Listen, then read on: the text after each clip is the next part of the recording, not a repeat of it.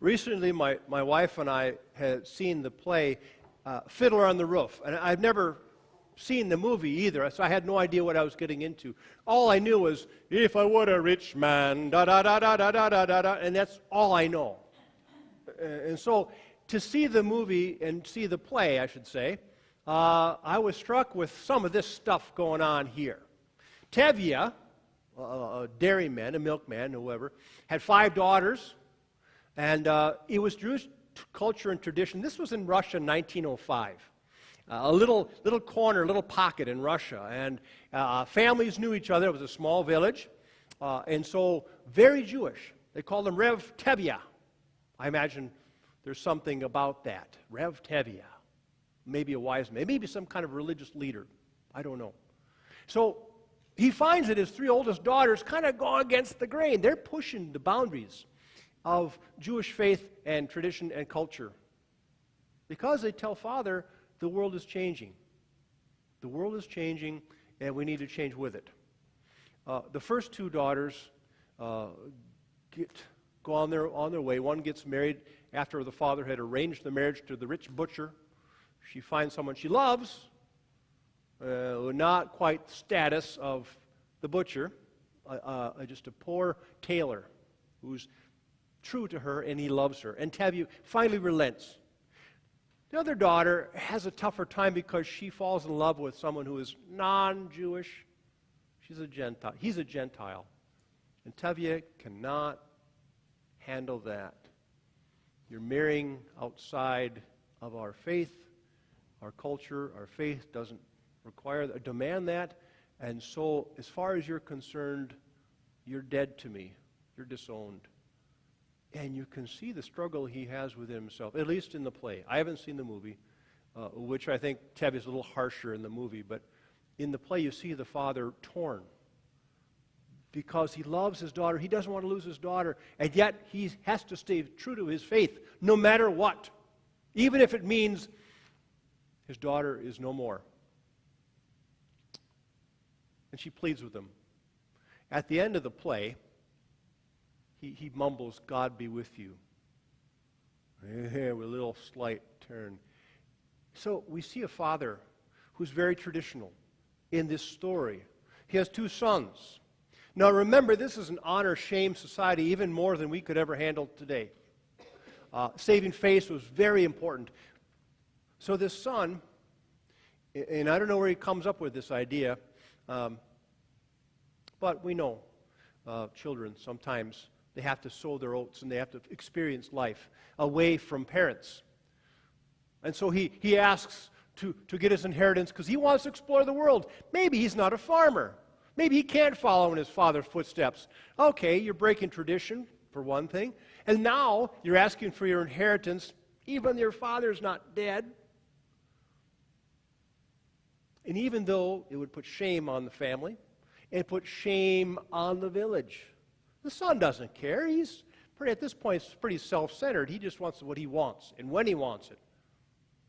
And we find a surprise because where's the mother in all this? I mean, what does mom have to say? She'd say, no, you're staying here. You go to your room. You're going without dinner. But the father somehow relents. And we're questioning, why is that?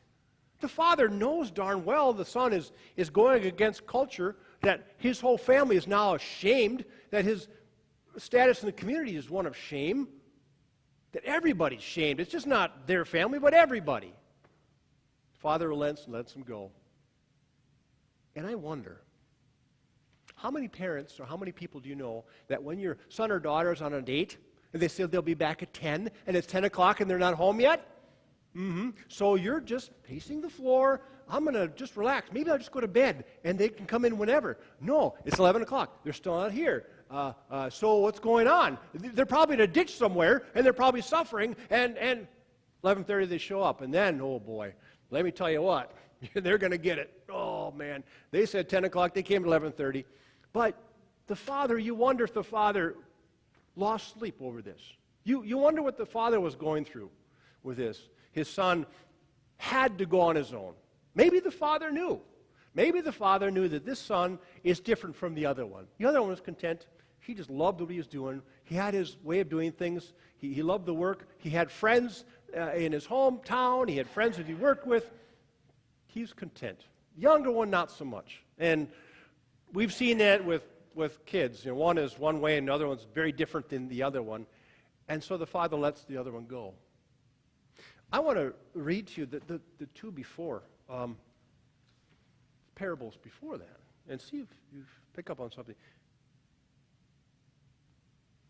Which one of you having 100 sheep, losing one of them, does not leave the 99 in the wilderness and go after the one that is lost until he finds it?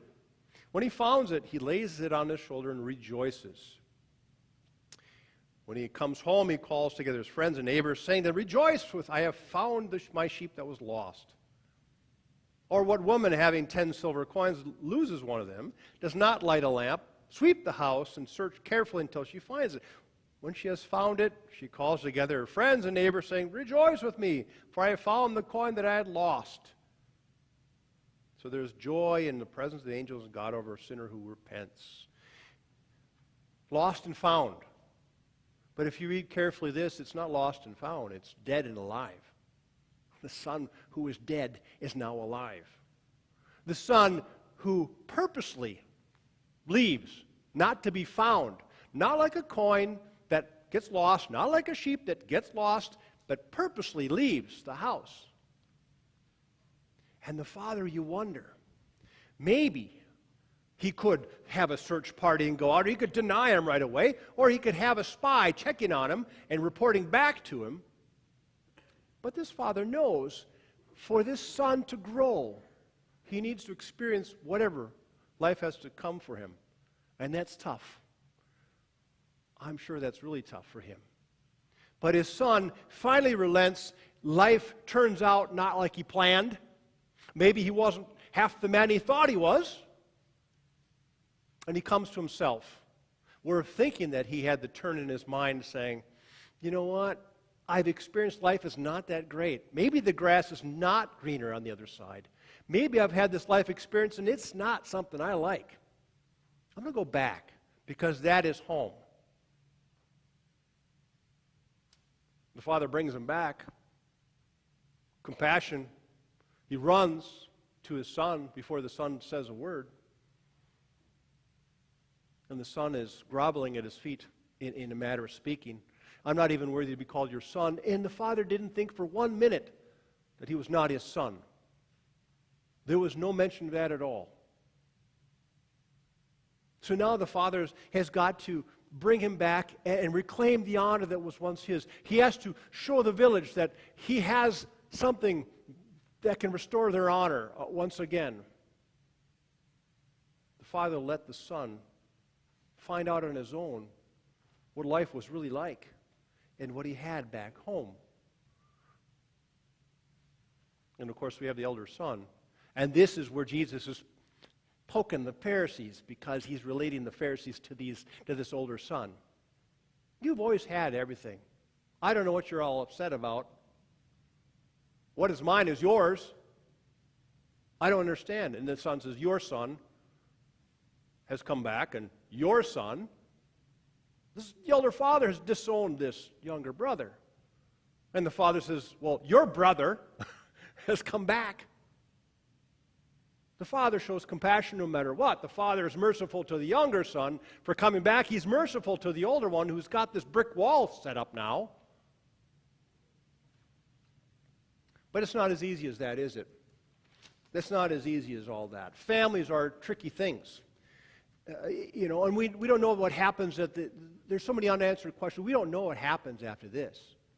If the older son finally relented, if the younger son went back to his old ways, or if he had truly changed.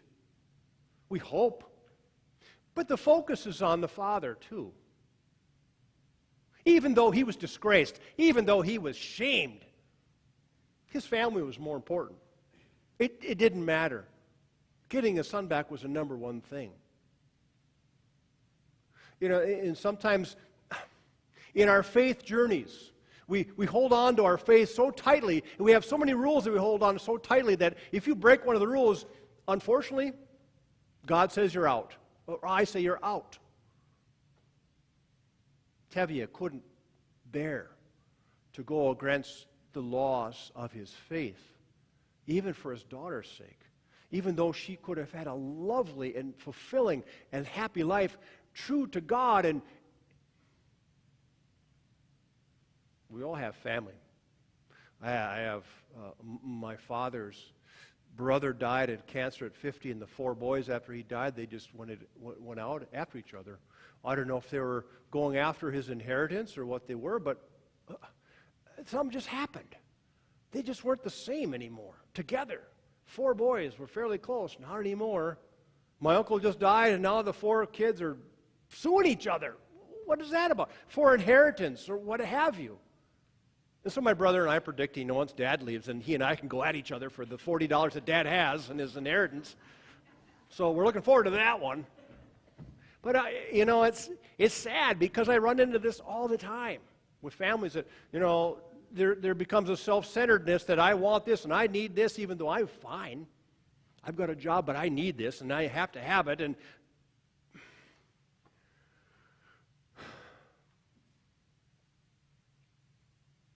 Jesus is telling the Pharisees, you've always been part of my family. I don't know why you're trying to exclude these sinners and beggars and whoever else. You're always with me. You've always been with me. But don't exclude them because they're with me too. Don't set up the walls because I'm not setting up walls for anybody. They're all part of my family. The sinners, the tax collectors, whomever, and you, the Pharisees, you're part of my clan too. Don't put up walls, because I'm not putting up walls. The Father here is not putting up walls. He's humbled himself in the community in order for his family to be together again and to work on the brokenness that's present in all our families, to continue to help heal families, to bring it together again. So we are one family in God, and God is at the head of the family, embracing us all. When we stray, when we complain, when we build walls, it doesn't matter. God is with us always, and Jesus was there to prove the presence of God is greater than anything we could ever put in God's way for us. The resurrection is coming.